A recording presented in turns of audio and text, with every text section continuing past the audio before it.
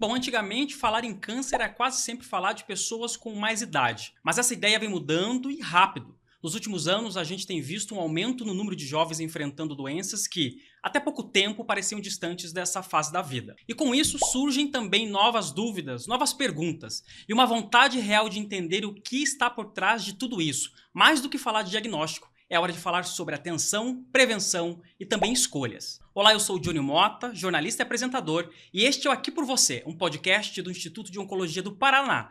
E esse ano o IOP completa 30 anos de história. São 3 décadas dedicadas ao cuidado, à inovação e ao acolhimento de quem enfrenta o câncer. E no episódio de hoje, a gente vai conversar sobre um movimento que tem chamado a atenção: o aumento nos casos de câncer entre pessoas mais jovens. A ideia aqui é a gente entender o que já se sabe sobre isso, o que pode estar por trás desse cenário e, principalmente, como a informação pode ser uma aliada no cuidado.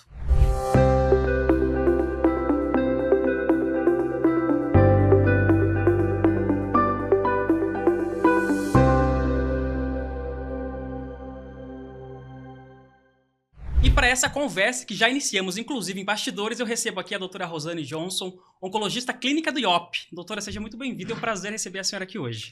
Muito obrigada, Johnny. Eu estou honrada pelo convite e muito alegre em participar.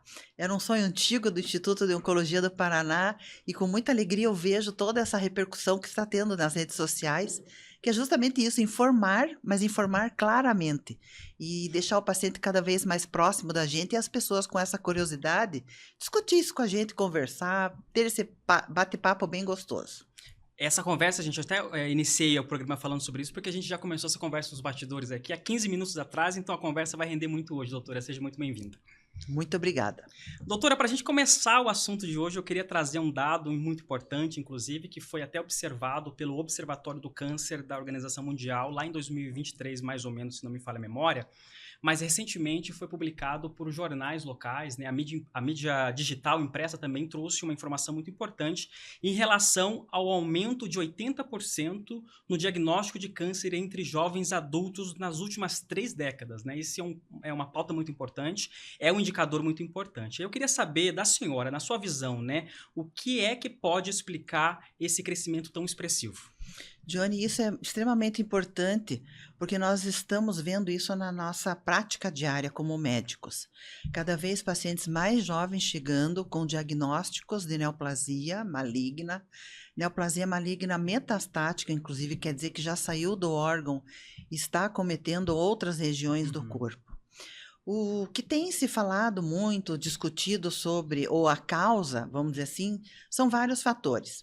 Existem, claro, aquelas clássicas do diagnóstico, do aparecimento do câncer, como alimentação, os aspectos do nosso dia a dia, esse estresse que leva a pessoa a ter essa indisposição crônica, essa falta de tempo de se cuidar e também essa dificuldade de chegar até, às vezes, ao seu médico.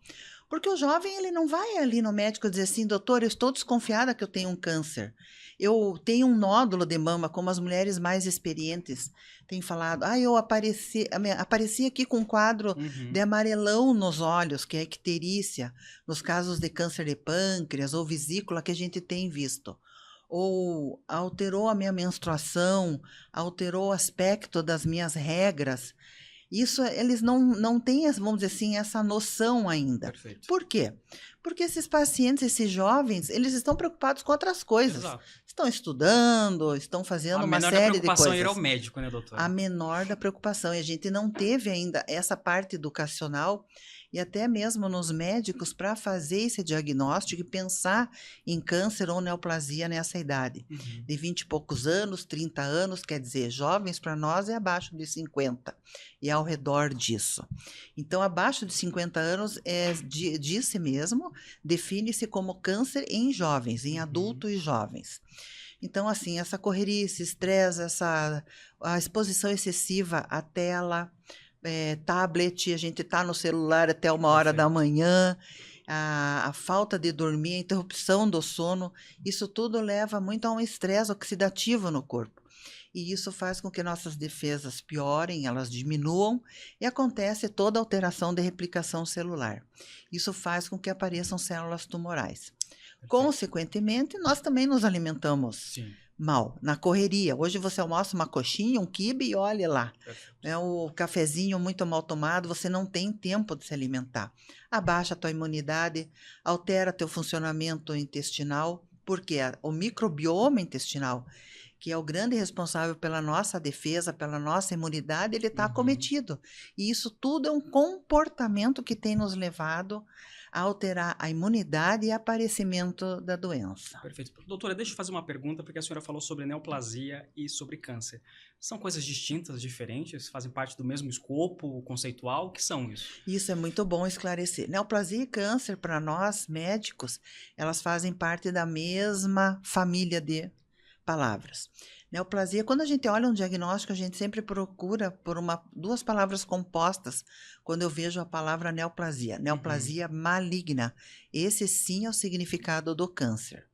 Ah, perfeito. Aí, só para complementar a pergunta anterior, a senhora falou, então, que é possível que comportamentos de risco podem gerar, então, diagnóstico de câncer, né? Se eu tenho uma rotina que não é uma rotina daquelas melhores, quando a gente fala de qualidade de vida, isso pode também condicionar o aparecimento de câncer. E eu acho muito difícil hoje, pela correria que está, competitividade, prazos, trabalho, etc e tal, que está fazendo parte da nossa rotina, você ter essa qualidade de vida de cuidado. Alimentação, horário certo, atividade física, ir para uma academia, manter o teu peso, manter as tuas horas de sono, manter o teu prazer do dia a dia. Sabe, essas situações assim que você... Claro, a gente tem que trabalhar, pagar nossas contas, isso é mais do que normal, mas fazer isso de uma maneira que você também não deixe de se cuidar. Você tem que se cuidar. É importante ter uma qualidade mínima, né, de vida. Mínima de vida. E a alimentação faz parte. O que a gente faz? Consome alimentos ultraprocessados. A gente viu no podcast do Vinícius o que é ultraprocessados. E aquilo ali é muita química. É muito estabilizante, acidulante, corante, tudo que termina em ante não está dando muito bem. Já não está no lugar certo. Não está no lugar certo. São substâncias cancerígenas, né? E a gente come salgadinho, come um monte de coisa, e você pode observar, principalmente em criança, a velocidade de você devorar aquele pacote de salgadinho está muito alta. Exatamente. Existem estudos, inclusive, dessas grandes empresas alimentares, qual que é a velocidade que você abre o pacotinho e vai tirando e vai colocando na tua boca. Perfeito. Quanto maior a velocidade, mais você sabe que aquele produto vai fazer sucesso. Inclusive, mas ele vai vender. Mas é exatamente isso, porque o próprio doutor Vinícius trouxe isso, né? Que antigamente 1 litro, 2 litros de refrigerante, você alimentava uma família de 10. Hoje você percebe que em questões de minutos você já consome tudo isso, né? É rapidez, né, no consumo desses produtos. Eu vou te contar um caso de uma paciente minha. Ela toma 60 latinhas de Coca-Cola por dia. Meu Deus, doutor, é muita coisa. É uma paciente... Uau. É vício. Fiquei surpreso aqui com a informação. Então, se você for fazer uma anamnese, uma história, retirar uma história com as minúcias que precisam ser levantadas, você vê esses agentes no dia a dia do paciente. Que interessante. Então, reflete nos exames, reflete na vida diagnóstica dele mesmo, né? Imagine como que aquele microbioma intestinal está se comportando. Reage, né, diante disso. Frente a tanto açúcar, tanta, vamos dizer assim, química, que aquilo ali foi feito para ser gostoso. Se fosse ruim, ninguém tomava. É exatamente isso. Então, se você tem esse comportamento, você adquiriu esse comportamento ao longo dos anos, o que o teu intestino, o que a tua imunidade não mudou ao longo desse período de tempo para se adaptar a essa ingesta absurda? Pois é. De agentes cancerígenos, vamos dizer. Palavras fortes, mas são agentes. E que podem estar, inclusive, nesses comportamentos de risco e que pode gerar alguma questão futura na vida das pessoas, né, doutor? Com certeza, começa já pelos dentes. Mas saúde bucal não é um bom negócio para oncologia também. Fica uma dica importante aí, então, para todos, né, doutora? Má higiene bucal, alteração desse microbioma, a exposição excessiva ao açúcar.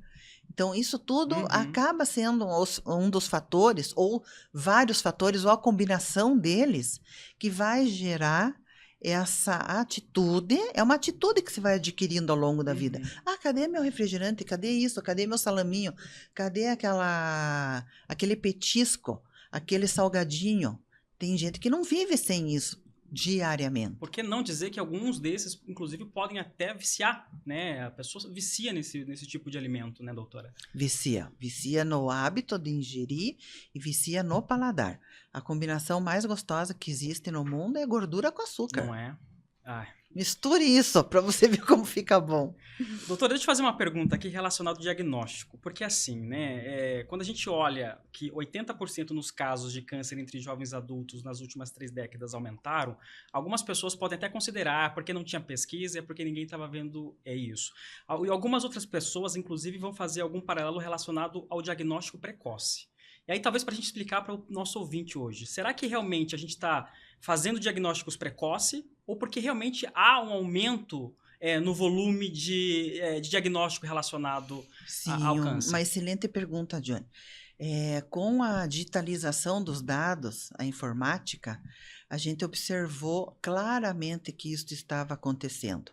Então, houve realmente uma mudança, houve sim um acréscimo, e esse acréscimo está realmente nos 80%.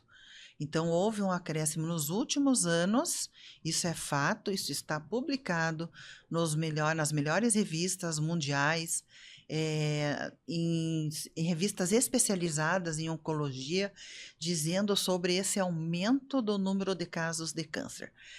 Recentemente estive no Congresso Americano de Oncologia Clínica e havia uma mesa só sobre incidência de câncer feminino. Uhum. E a maior discussão que teve lá foi sobre o acréscimo do número de casos de câncer de pulmão em mulheres jovens não fumantes. Não Então, fumantes? não fumantes. Então, ao redor ali dos 20 e poucos anos, essas mulheres, essas meninas, essas jovens, saindo da adolescência com um diagnóstico de câncer de pulmão sem entender.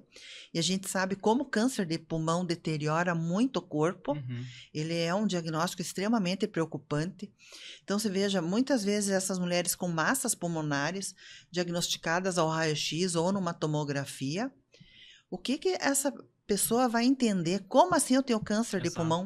Ela nem acredita nesse diagnóstico. Perfeito. E o que é mais interessante, o que me chamou muita atenção nessa palestra foi o seguinte: a negligência, realmente a palavra é essa, negligência do aspecto dos estudos nesse tipo de população, mulheres jovens. Não ser considerada como uma população para estudos científicos, por exemplo. Exatamente, você tocou exatamente no assunto. Se a gente for ver os estudos publicados, somente 13% dos pacientes que são analisados são do sexo feminino. Imagine nessa tenra idade. Então, é um comportamento diferente. Com certeza é. Não é para você ter câncer de pulmão aos 20 e poucos anos de idade. Ainda mais que você não fuma. Não é nem o cigarro eletrônico. Pois é, que poderia ser, inclusive, um dos indicadores, né, doutor? Então, você veja como há uma necessidade, assim, absurdamente alta, da importância de estudar esse comportamento. Para quê? Para você entender o porquê da causa, o porquê do aparecimento, o comportamento da doença e o tratamento para essa pessoa. Deixa eu aproveitar esse nosso diálogo, doutor, e perguntar para a senhora se existe algum tipo de câncer que aparece mais frequentemente em pessoas mais jovens. Sim, nós temos as casuísticas do que é o clássico em jovens. Por exemplo, leucemias, linfomas, os sarcomas, os cânceres ósseos, os tumores germinativos que vêm das gônadas, testículo, ovário. Então, o melanoma, que é um câncer de pele, que também dá em adulto jovem. Então, esses são os cânceres mais comuns nessa população. Mas o motivo da nosso podcast, vamos dizer assim, ou do nosso bate-papo, é dizer assim, o porquê que está aparecendo o câncer de mama em mulheres jovens, o porquê que está aparecendo e como que eu vou estudar câncer de vesícula em pessoas jovens, aparecimento de câncer de pulmão, como a gente falou. Esse caso que a senhora acabou de comentar, inclusive, né? Exatamente. Câncer de pâncreas em jovens. Não tem, vamos dizer assim, uma razão ainda elucidada o suficiente para a gente entender a biologia desse comportamento. E o que mais chama atenção ainda, Johnny, é que esses pacientes eles estão vindo com tumores mais avançados. Era essa a pergunta que eu queria fazer. São cânceres que são mais avançados, que acaba trazendo um pouco mais de situação, enfim, doutora, o diagnóstico é pior? Como que funciona isso, né, quando a gente pensa, né? Porque, querendo ou não, essa população ela é mais jovem e você entende, não, são pessoas mais fortes, mas realmente é isso ou não? Você tocou no assunto bem importante, são pacientes mais jovens, os tumores são mais agressivos de comportamento biológico, eles são mais volumosos, quer dizer, quando você fala em volume de doença, você fala em avançados, tumores avançados, e que você tem que fazer um tratamento bem mais agressivo do que se fosse o mesmo tumor numa pessoa mais idosa. Porque na mais idosa, o comportamento biológico da doença é mais lento, vamos dizer assim, é um pouquinho mais perene. A contrapartida é o seguinte, o jovem também ele aguenta um tratamento mais agressivo. Perfeito. Isso é fato, porque o organismo, vamos dizer assim, tem mais rigidez, tem menos comorbidades, menos também polifarmácia. O que é essa polifarmácia? O idoso ali é normal tomar 20, 30 comprimidos por dia. Isso é normal. Tem hipertensão, tem diabetes, tem dor nas costas, dor no joelho, tem isso, tem isso, tem isso, aquilo. Então ele faz a polifarmácia. Agora o jovem não, ele não tem comorbidade. Então você fica, vamos dizer assim, mais, não é a palavra, você fica mais tranquilo em tratar. Perfeito. Você faz o protocolo, o paciente aguenta firme, mas ele também tem um preço. E o que chama atenção também nesses estudos, nessas estatísticas que estão nos relatando, é que a mortalidade também nesses jovens aumentou pela neoplasia. Então, tumores avançados repercute mais no corpo. Se repercute mais no corpo, apesar dele não ter tanta comorbidade, as taxas de insucesso também não são boas. E essas taxas, doutora? De sucesso não são boas, falei o contrário. Perfeito, mas é porque o diagnóstico ele é feito tardiamente em pessoas mais jovens, tendo em vista que os jovens acabam não procurando muito, né, não são preventivos, né, quando a gente fala de saúde, né? Não, você vai pensar ali, eu tô correndo, eu tô trabalhando, eu tô no escritório, não tô indo no banheiro direito, eu tô com obstipação, ou ao contrário, eu tô com muita diarreia, você nem vê o aspecto ali das fezes, pega e vai e sai correndo. E quando você vai ver a alteração do teu hábito intestinal, às vezes você pode estar com câncer de intestino. Você vai no médico e às vezes ali, não, você está muito estressado, vamos te dar um remédio. Dia, né? A rotina cansativa. Exatamente. A minha dica é o seguinte, deu 3 semanas de sintoma e não melhorou, vá no médico e procure. Procure porque tem alguma coisa, não é para ter, vamos dizer assim, uma calma diante de uma alteração de hábito. Mesmo que seja de hábito intestinal, hábito da tosse, mudança do padrão de tosse, infecções recorrentes, tem alguma coisa, preste atenção no seu corpo. Perfeito. E esses sintomas, eles vão variar de uma pessoa mais jovem a uma pessoa um pouco mais experiente, doutora? Ou não necessariamente, dependendo do tipo de câncer, por exemplo, que a gente pode tratar?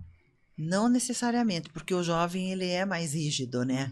E o idoso, ele tem ali todo um esquema já sendo cuidado dele. Já tem os filhos, já tem assim, já está acostumado mais ir no médico. Bastante gente olhando, né? Exatamente. Então aquele idoso, a filha ou filho já vão marcar para o pai ou para a mãe ou para a avó já um médico fazer um check-up. E o número de exames pedidos é muito maior. Então você investiga. Mesmo, por exemplo, fazer uma colonoscopia. Uma colonoscopia, no idoso, você interna. No jovem, não, ele vai no ambulatório para fazer o exame, apesar de todo o preparo. Então, você tem ali a desidratação, tem toda uma sequência que pode ocorrer no idoso. Então, você tem mais, vamos dizer assim, teoricamente, mais cuidado. Você tem um outro olhar. O olhar é outro, né, doutora? E aí eu queria entrar num tema um pouco polêmico para os jovens, que é relacionado aí ao cigarro eletrônico, né? Doutora, tá condicionado, tá conectado com o aumento de casos de câncer em pessoas mais jovens ou não? Olha, aí é um tema muito legal. Porque você veja, a gente vai falar de política pública de saúde. É público e notório que diminuiu muito. Sim, perfeito. Né? O tabagismo, etc e tal. Mas também é público e notório que esse cigarro eletrônico veio para...